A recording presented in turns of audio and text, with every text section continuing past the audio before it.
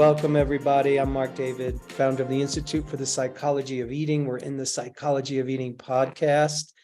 I'm with Beverley today. Welcome, Beverley. Hello. Glad you're here. Glad you're here. I'm glad we're doing this. And, for people listening in who are new to the podcast, Beverley and I are meeting for the first time. And this is a client session, and we're going to see if we can make some good things happen. So, Beverley, if you could wave your magic wand and get whatever you wanted with food and body, what would that be for you? It would be when I'm in my darkest moments that I don't use food as a putter offer of what I must face, and that I am able to go directly to those hard places, because I put them off by stuffing, and then I feel terrible, and then I make that the problem rather than the real thing that I eventually do get to. Wow. So you already have a lot of insight. You know what you're doing.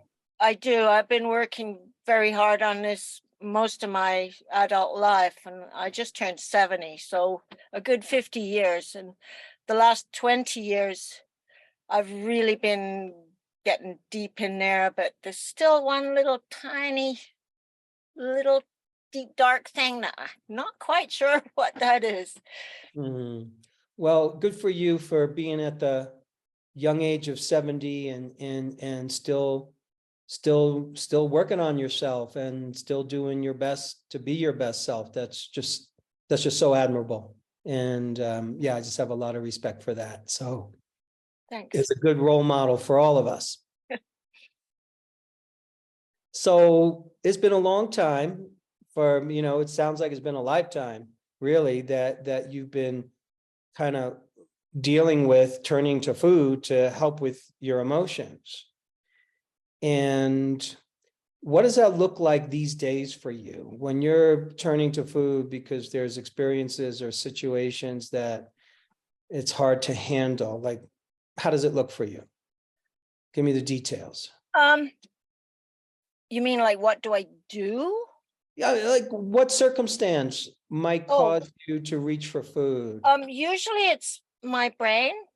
I have a wonderful life. I've always had an amazing life, and I seem to create. I'm very judgmental of myself more than others, so I'm learning to accept that. So it's in the past, when it was really a lot, I used to be bulimic. I'd just throw up so I could fit more in. I didn't throw up to get skinny. It was because of the self-shame and all of that stuff, and that still ignites when I woulda, shoulda, coulda, remember, if only I'd blah, blah, blah. I'm going over my day and don't like what I did, basically. Are there any particular things that would cause you to reach for food, or could it just be anything, really?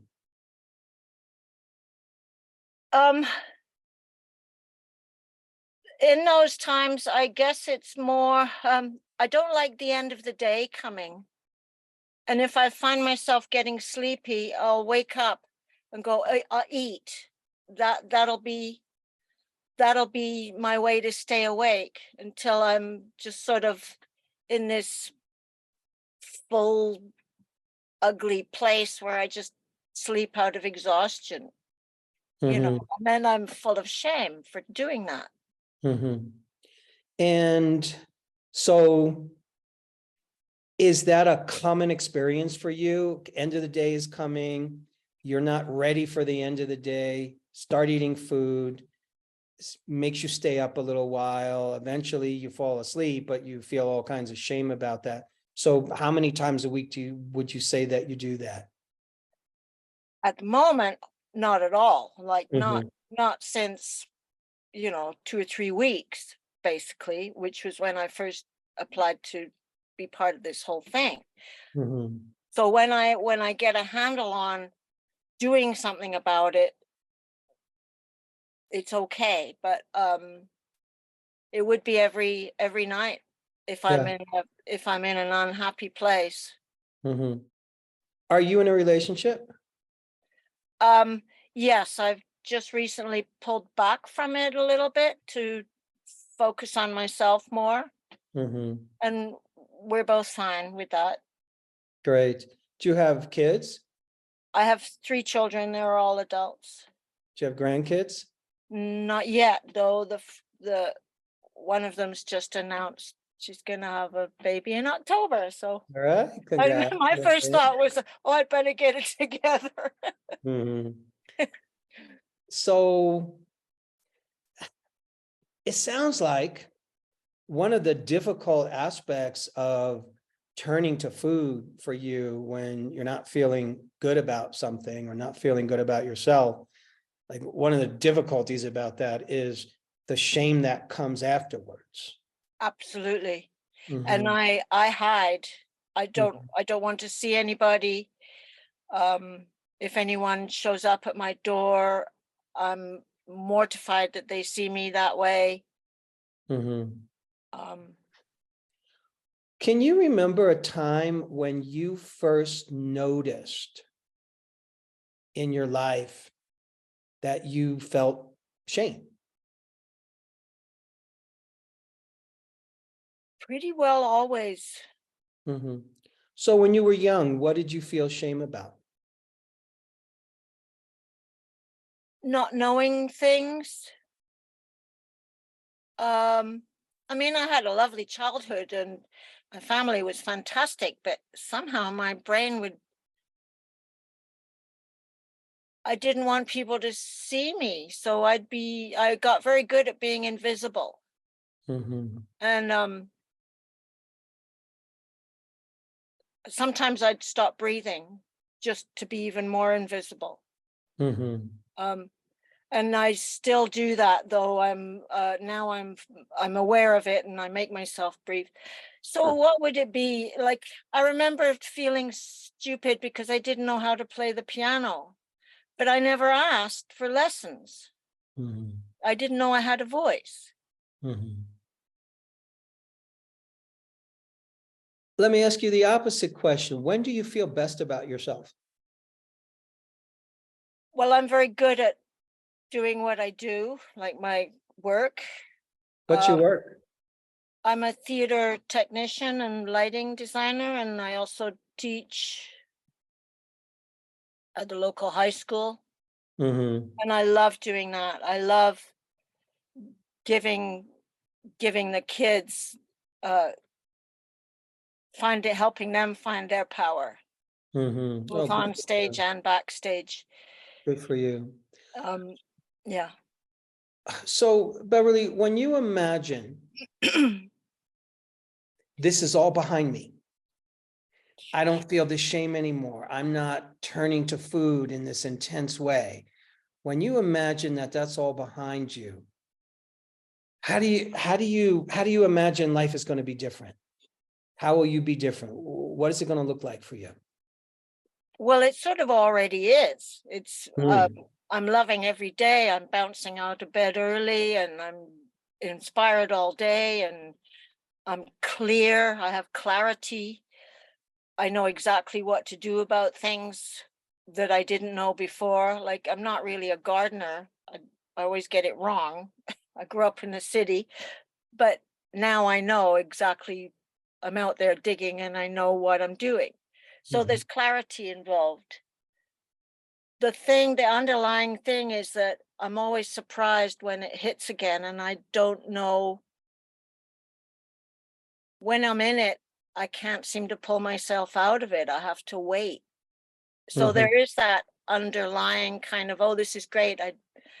But when is it going to come again? okay. So is this sort of a rhythm for you or a pattern, meaning, oh God, I'll go for some number of weeks and I'll be fine. And then all of a sudden, sort of the emotional eating shows up again. And I just like, how did this happen? Where does this come from? How did Yeah. it happen? Yeah, it is a pattern, and it used to last for sometimes 9 months or a Mhm. year. Mhm. Now my theater work would be my saving grace.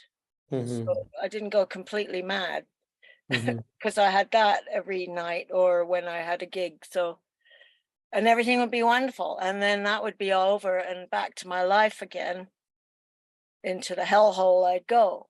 Mhm. And that's less and less and less and less, and got it down to maybe a day or two. And then this last winter, like since about September till, I'm not kidding, 2 or 3 weeks ago. And everything I had to do was such an effort to do. Yes. So there, yeah, sorry. No. So I'm feeling like it's gone now because I've done so much work through it, but you never know. So Yes. So let me share some thoughts. please do. This is the challenge you're describing is a challenge that, so many human beings face in so many different ways, meaning we hit a rough spot. And in that rough spot, we might turn to food, we might turn to alcohol, we might turn to drugs, we might get depressed, we might get super anxious, and we start to do habits that don't really work for us and that don't support us. And then we don't feel good about ourselves for the bad things that we're doing that impact our health or impact our mind. And we go there. We as human beings will go there. I think for a lot of people, that's part of our learning journey. So one way to frame this is just your learning journey, and the growth edge is, how do I not stay in that place for longer than I need to? So the idea is to shrink the amount of time, not to stop the incidence of it happening, but to shrink the amount of time that we stay in it. That I'm going to suggest to you as a goal, as something to shoot for. So it's not about, oh my God, I hope this doesn't return again. Let's assume for a minute, because it's come and it's gone for you for a lifetime. So let's assume it's going to come back at some point, because, things happen in waves. The big waves come and then the big waves kind of stop. And then sometimes we're on a hot streak and sometimes we're on a cold streak. And sometimes things are really good in life and other times they're challenging. And so there's going to be those rhythms of up and down, happy and sad, ease or difficulty. So let's assume it's going to happen. And instead of bracing against it or fighting against it, okay, here it is. How do I shrink the amount of time that I stay there? So the idea is, if we're there for 9 months, how do we shrink it to 3 months? And then if we're there for 3 months at a time, how do we shrink it to 3 weeks? And if we're there for 3 weeks, how do we shrink it to 3 days? And so that I'm suggesting as a way to frame it, so we're not looking at turning to food as the problem. Turning to food is your solution. That's right. It's the Yes. solution. The problem is, I'm having a life experience that I'm not sure how to manage well. I'm not sure Yeah. how to manage this well. And I turn to food and then I feel guilty. So there's a couple of practices. So practice number 1 is, again, to just know, okay, life moves in cycles. I move in cycles. Life moves in rhythms. I move in rhythms. This will come back. And I want to commit to the practice as best I can of shrinking the amount of time that I stay in the bad place. Yeah. That brings me to, there's a refusal that I have in me. And I think I've got to switch that refusal, like refusing to do what the right thing is. Mm-hmm. So if I switch it to refusing to allow that to overtake me, like refusing for my own benefit rather than for my own detriment. Ah, brilliant. I love that. So what that does is it acknowledges that you have a lot of refusal energy in you. I do. I'm a little, I'm a little fighter. I You're mean, feisty. Okay, great. So you're a yeah. feisty person. And I'm going to bet that being feisty is one of your great attributes. It's one of your gifts. It's one of your strong points. It's an aspect of you that's helped you be you and helped you have a decent life. And being feisty sometimes can be a detriment, Yeah. meaning we're being feisty in a way that we're fighting ourselves and we're fighting our own best interest because we're just trying to be feisty. Now, who does that? People who use their feistiness to fight against themselves, it's usually the kid in us. It's Oh yeah. usually the teenager in me that just, I want to rebel for the sake of rebelling. I'm not going to take care of myself. I don't want to do this. So it's the part of us that's a little bit younger. So I'm going to guess for you that when you get into that, I'm not going to help myself stage, I'm not going to do anything about this, I refuse. That's a young part of you. I identify with my 7-year-old more than anything these days. And Mhm. that's when it really started too, funnily Yes. enough. Now, that aspect of being a 7-year-old, that is actually an introduction of power. It's an introduction of ego in a good way. It's an introduction of self-assuredness. Because I, as a young child, I've got the ability to say, no, I'm not going to do that. Or no, I'm going to push back. Because that's essential to finding our voice. That's essential to finding ourselves. So what I'm doing is I'm just looking for the positive in this so we can really underline, and you've already said this, like, yeah, you're a feisty person and it works for you, except when it doesn't. Yeah. So you are an adult now. You're no longer a 7-year-old. So when that 7-year-old is getting all feisty and says, I don't want to help myself, I don't want to do this, I'm just going to keep stuffing my face with food, that's where adult 70-year-old Queen Beverley needs to step in and say, okay, the woman is in charge here. The queen is in charge. The elder in me is now in charge. And feistiness is welcome and it's good and it's helpful, but it's not helpful in this moment. It's not helpful in this instance. So it's having a dialogue with that part of yourself. Yeah. And that brings up a fear. Like, Mhm. as soon as you said that, that I can feel that emotion welling. There's a fear there of it's to do with deep love or something, Mhm. because what you're referring to is love of self. Yes. So is your mother still alive? Um, no, she's a long time ago. How is So your like, relationship? oh, How it is was your fabulous, relationship with and her? it still is. We Mhm. giggle all the time. Mhm. So Yeah. my question is, Mm. and I'm just exploring, I'm not so sure here. What do you imagine your mother would say to you if she was alive and if she was advising you right now? And if she was just in her total wisdom self and she was saying to her beautiful daughter, Beverly, here's what I see happening for you. Here's what I see going on. What do you think she'd say to you?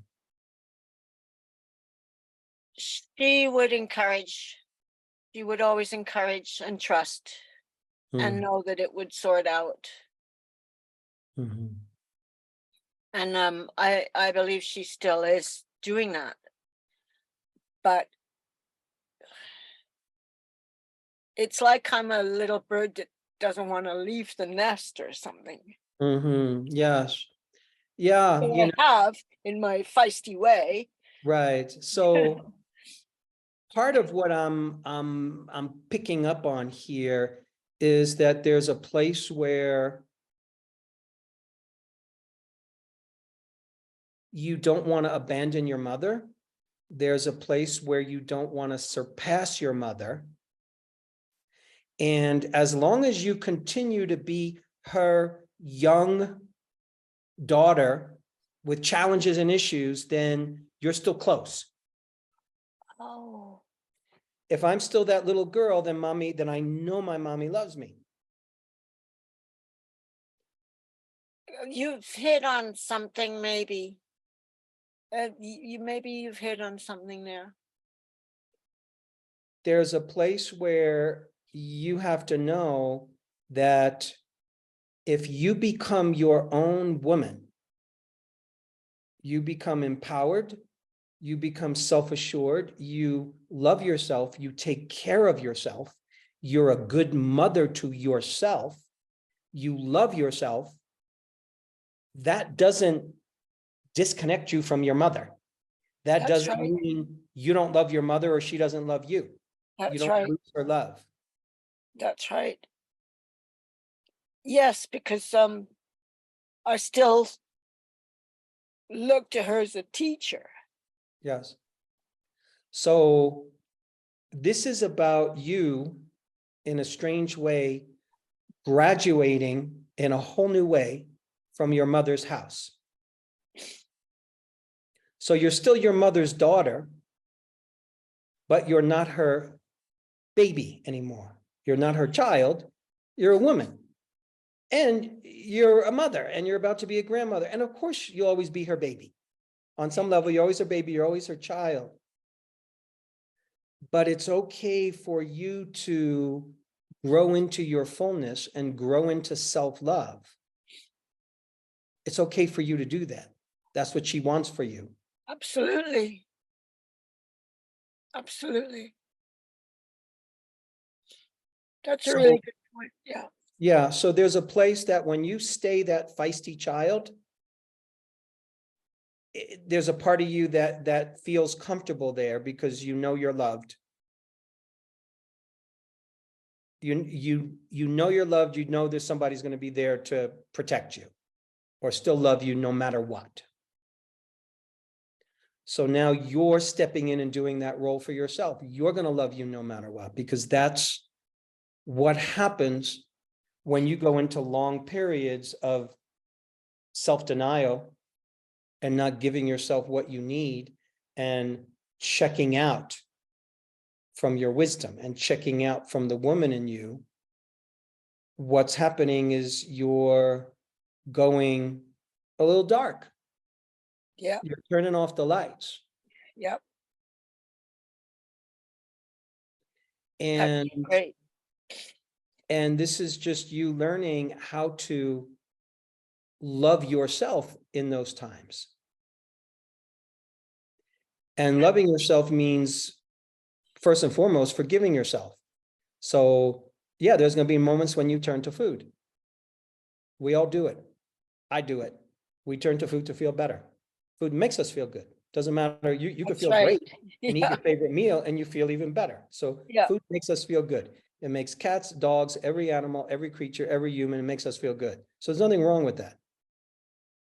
So, and it becomes problematic when we reach for food because it's covering up something else. And we're just trying to use it to deal with uncomfortable experiences, uncomfortable emotions that are coming up. So when you notice yourself doing that, the default place is to go to shame.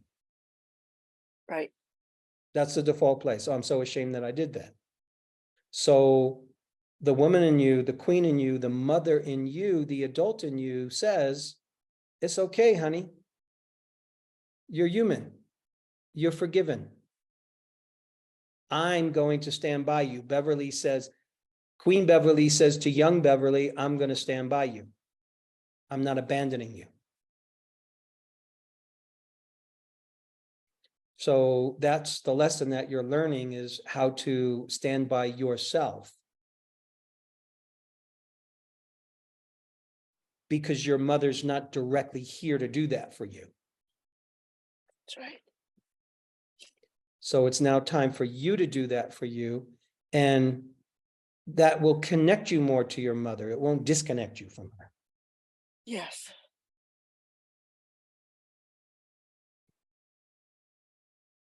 I'm just writing down what you said. Good. I'm glad you're doing that. I'm very glad you're doing that. So it's forgiving yourself for being human when you turn to food. It's being a good mother to yourself. That's right. And it's choosing the light in that moment, because a part of us is going into the darkness. And it's choosing, I'm going to stay in the light. I'm going to stay in awareness. I'm going to stay in consciousness. I'm going to stay in a place of self-love as best I can. And that's a practice. As best I can. That's right. As best you I'm can. real And it's, hard on myself. If I can't do it perfectly, I yeah, fail. yeah. So that's good to know about yourself. It's good to know that you can be a perfectionist, that you have that perfectionist voice in you. And it's your job to manage the voices in your head, Yeah. because they're your people. They're your committee. So the perfectionist jumps in and says, yeah, you're supposed to manage your emotions, but you're not doing it good enough. You need to do it perfect. You need to forgive yourself perfectly right now. And I'm like, no, you need to be a human being and you're imperfect. And here's how it looks. And it's okay. That's right. I like that. My So you're, committee. so you're not fighting the perfectionist. What you're doing is you're introducing other voices that are more useful and more important. The voice of the queen in you who says, no, I'm not going to let the perfectionist sit on the throne and control everything. Perfectionist is going to sit over here and she can complain all she likes, but I'm not going to let her sit on the throne. Right. And run the day and run my life. So that's the practice. Good one.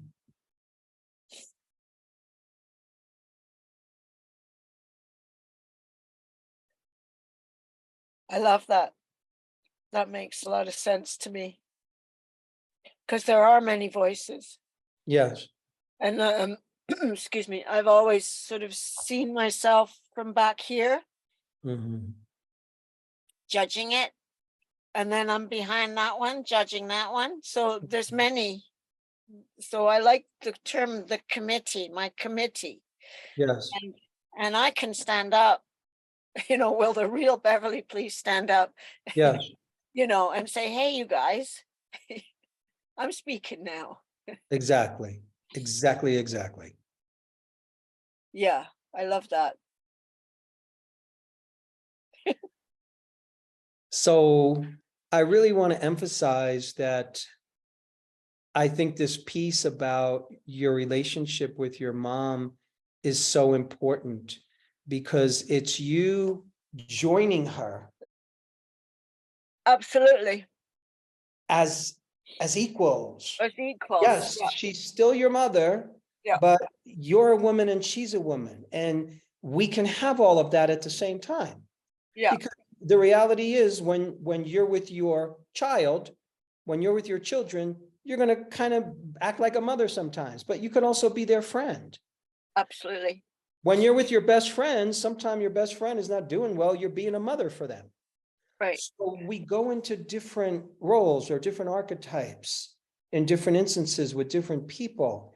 And it's you learning that you can be an equal to your mother. Yeah. You can both be women. You can both be queens who love you. Yes. Yeah. Yeah. Yeah. We had a very interesting relationship. She would protect me with her life and I would protect her with my life, No, Mhm. no question asked if the Yeah. situation ever came up. Mhm. Um, we were extremely close. Good for you. What a lucky thing to have had such a great relationship. Oh, yeah. And like I say, it still continues, even though she's wherever she is now. Yeah. So how's all this landing for you? How does it feel for you?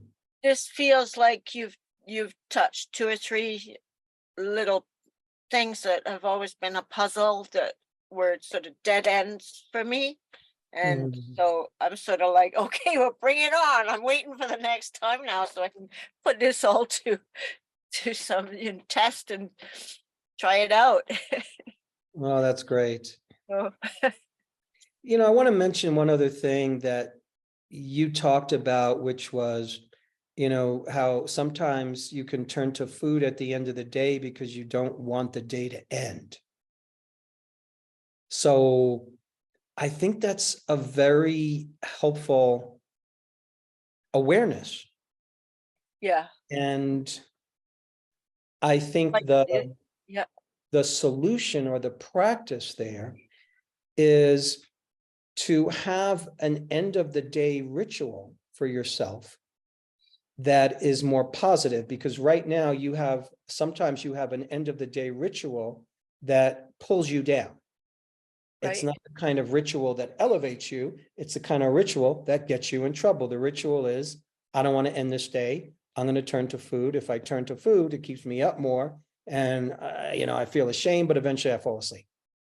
Yeah, So one reason that we don't want to let go of the day is because I feel incomplete.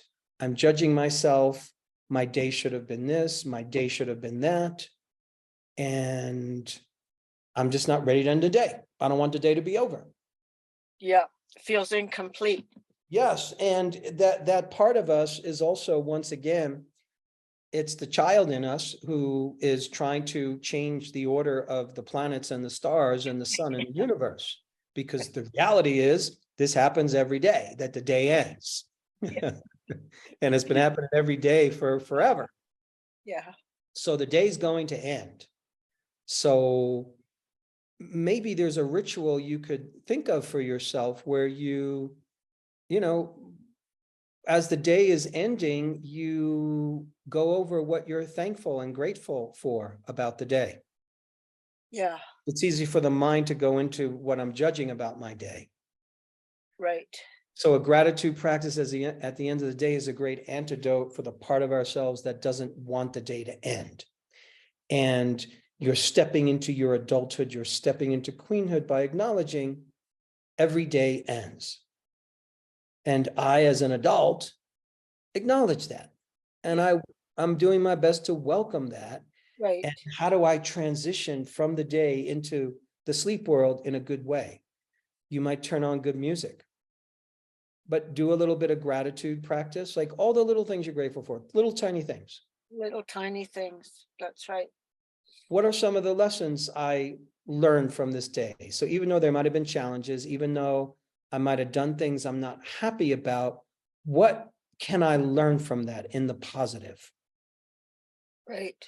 So instead of saying, oh, I should have done this, I should have done that. No, what can I learn from what happened today? And a lot of times what we're learning is letting it go, and we're learning forgiveness, and we're learning that we're not perfect. Yeah. And we're learning to do our best to stay more awake and stay more aware and stay more in the light. What a good conversation, Beverly. Really, really. I'm just feeling very settled, Yes. very settled. Where do you live? I live in BC in the interior, in the Okanagan, in a little town. Oh, I traveled in the Okanagan Valley when I was a very young man. I was backpacking and hitchhiking through the valley. It's beautiful. I remember all the orchards. Yeah. Well, the thing that I find interesting is that I was drawn here 30 years ago or so by a theater company, but what really drew me here was the community. And it reminded me of the area in North London, England, where I grew up, where everybody knew each other and we all knew each other's dogs. So, everybody ran around free at those times. So it wasn't like, even though it was a big city of London, our little street, we all knew each other. And that's Yeah. what it feels like here. Oh, good for you for So it's recreating sort of that. like I found the same areas where when I was 7, I feel like, That's so sweet. Well, Beverly, I think I'm very confident that you have everything it takes to get where you want to go. And getting where you want to go isn't perfection. It doesn't mean I Right. never turn to food again, or I never emotionally eat again. That's right. It means you welcome that part of you. If you turn to food, you notice it and you go, oh, I'm turning to food because I don't want to finish my day, or I'm judging myself, or I'm feeling bad, or I should have done this, or I should have done that. And oh, that's completely human. That's understandable to do. All humans do that. All humans turn to food to regulate their emotions. We turn to food to feel better. So it's completely forgivable. And you can forgive yourself. You don't have to punish yourself. No Right. punishment needed, because it doesn't work. It doesn't get you anywhere. Yeah. So we're breaking the cycle of punishment. There's no crime that you've committed, so there's no punishment necessary. The only thing you've done is be a human being who's trying to do your best to manage your emotions. But then we go, oh, I shouldn't have done that. I'm ashamed of myself. Now I'm going to punish myself even more. And now I'm not going to help myself, and I'm not going to do good things for myself because. And that's the kid in us. That's the teenager in us. Yep. Just rebelling and being a brat. So you're learning how to manage that committee and talk to them and go, okay, duly noted. And here's what the Queen says. Here's what we're going to do. We're going to forgive ourselves. And we're going to return to self-nourishment. We're not going to stay in this place for weeks or even days. You can get to where you only stay there for 20 minutes. Right. And then Yeah. after 20 minutes, you go, okay, that's enough. Yeah. And now I'm going to return back to just self-nourishment and self-care as best I can. So you just do the best you can. Absolutely. Absolutely. And now I'm older, totally okay with my age, but I am noticing it takes me longer physically to bounce back. Like I'm quite, Yes. I'm, everything works and I don't have any condition other than up here, but it does take me longer to bounce back now. Which is a good reason to shorten the time. That's right. That we stay in that darkness, that we stay in that unconsciousness, that you stay in that refusal, to shorten that time, because life is shorter. That's Once right. once you hit a certain age, you're coming down the other side of the mountain. So life is shorter. So you don't want to waste your time. Yep. Yep. Yep. You're going to do this, Beverly. I have every good hope for you. Me too. I really appreciate this conversation, Beverly. Thank you so much. Thanks for being real and open and Absolutely. and such a great example. I really mean that. Yeah. And I've started writing again. So that's really good, because then I can look back on it. I stopped writing for a long time because all I was doing was complaining. Mhm. And stretching it out. So now, I've got a balance and I'm looking for the gift and all that sort of thing. So it's great. And a bird just flew by my window. Very sweet. Great work, Beverly. Thank you so much for taking the time. Thank you. Thank And you. thanks everybody for tuning in. Take care, my friends.